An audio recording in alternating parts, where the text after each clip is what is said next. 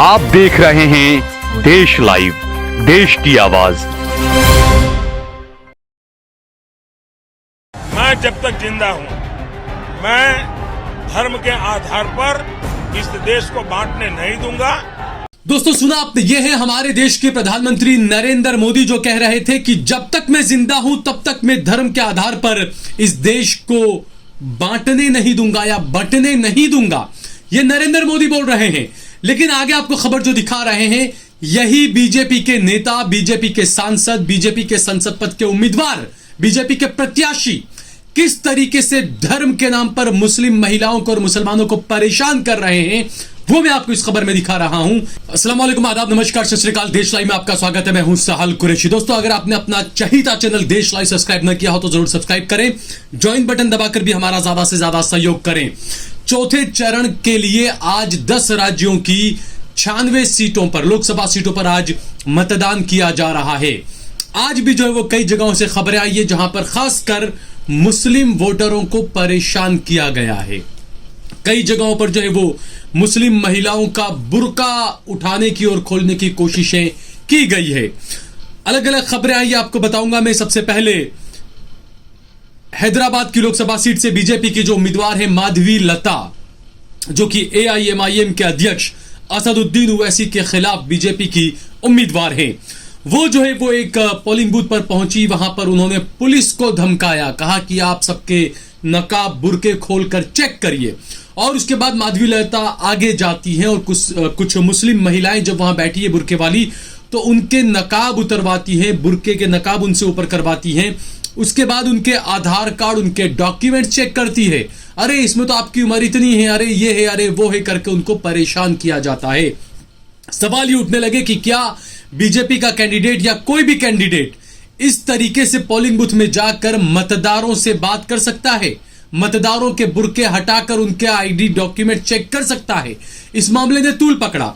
उसके बाद आखिरकार माधवी लता के खिलाफ मलकपेट थाने में FIR दर्ज की गई। IPC की और जन प्रतिनिधित्व अधिनियम के तहत उनके खिलाफ मामला दर्ज किया गया है। 171C, 186, 505 1C और 132 के तहत माधवी लता के खिलाफ मामला दर्ज कर लिया गया है। अब देखना यह है कि इलेक्शन कमीशन और पुलिस कार्रवाई कब करते हैं, क्योंकि FIR तो दर्ज हो गई, अब कार्रवाई का काम है अधिकारियों का। चुनाव आयोग, इस वक्त का चुनाव आयोग सबसे पंगु चुनाव आयोग कहा जा रहा है, ये आरोप लग रहे हैं। अलग अलग कई घटना इस चुनाव के अंदर आपको मैं अपनी और एक खबर के अंदर बताऊंगा। लेकिन माधवी लता ने किस तरीके से पोलिंग बूथ में घुसकर पुलिस वालों को पहले डांटा। महिला पुलिसकर्मी थी जिसको कहा कि आप बुर्का खोलकर चेक क्यों नहीं कर रही हैं, और उसके बाद माधवी लता जो है वो आगे जाकर मुस्लिम महिलाओं के बुर्के और नकाब उठाकर उनके डॉक्यूमेंट्स चेक कर रही थी। आप इस वीडियो को देखिए।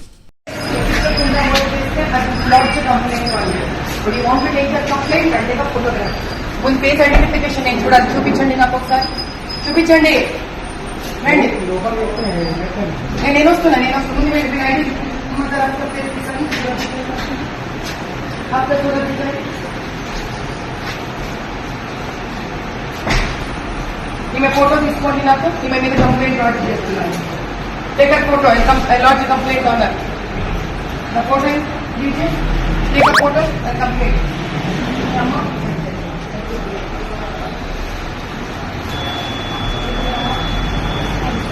ये दिखाना पड़ता मैडम, ये फोटो लेके निकाले ना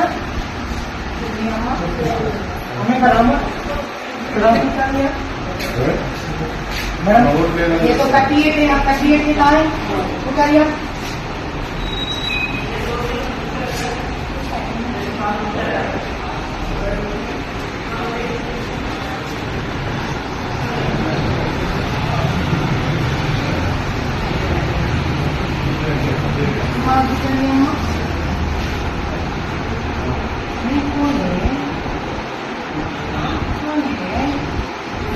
आपका दूसरा आधार कार्ड है आपका?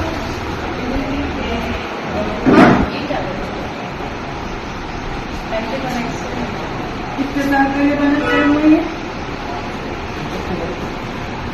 38 44 वयस्సు मैडम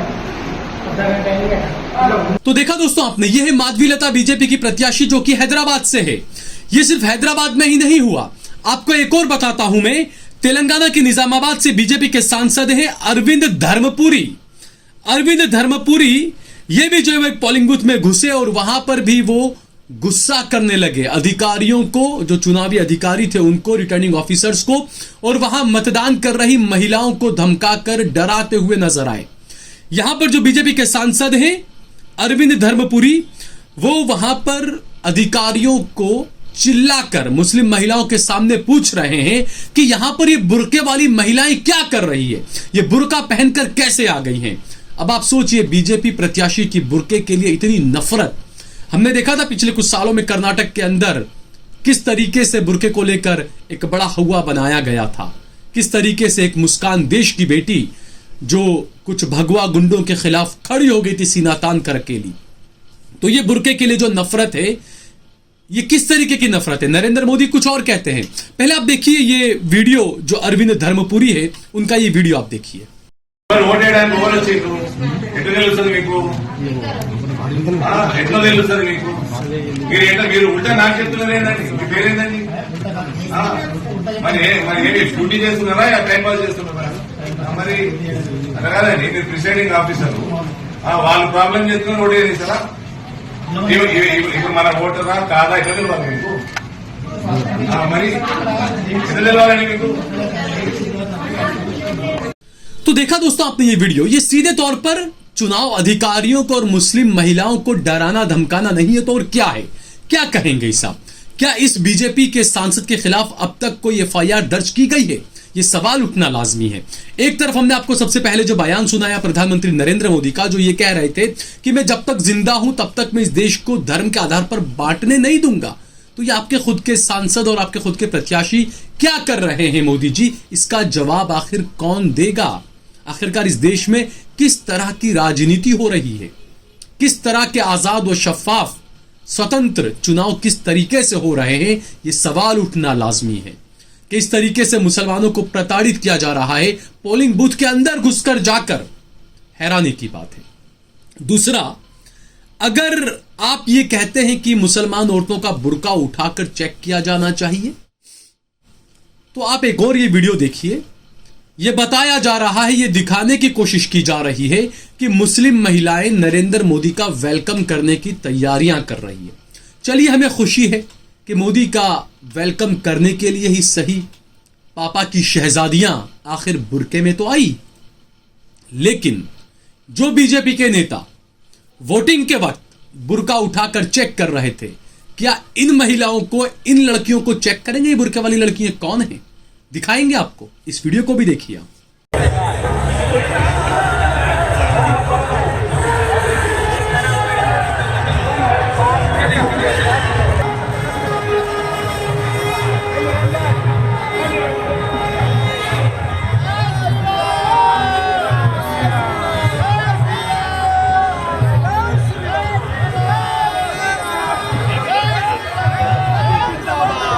सवाल कई उठ रहे हैं दोस्तों, क्योंकि इससे पहले झारखंड के रांची से एक खबर आई थी, एक रिपोर्टर ने भंडाफोड़ किया था कि बीजेपी के कार्यक्रम के अंदर हिंदुओं को बुलाकर बैठाया गया और उनको मुसलमानों की टोपी पहना दी गई और यह दिखाने की कोशिश की गई कि देखिए कितने सारे मुसलमान जो है वो बीजेपी के साथ में जुड़ चुके हैं। इस वीडियो को भी आप देखिए। भाजपा का हुआ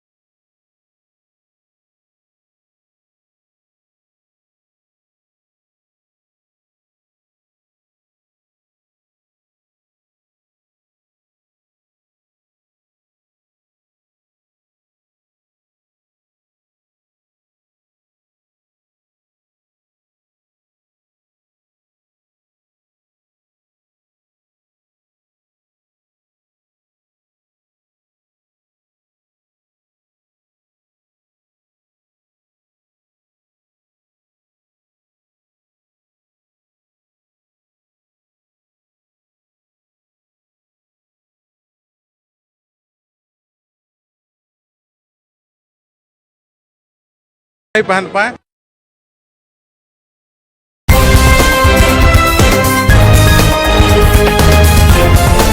देश और दुनिया की तमाम छोटी और बड़ी खबरों के लिए हमारे चैनल को सब्सक्राइब करना न भूलें और बेल का बटन जरूर दबाएं।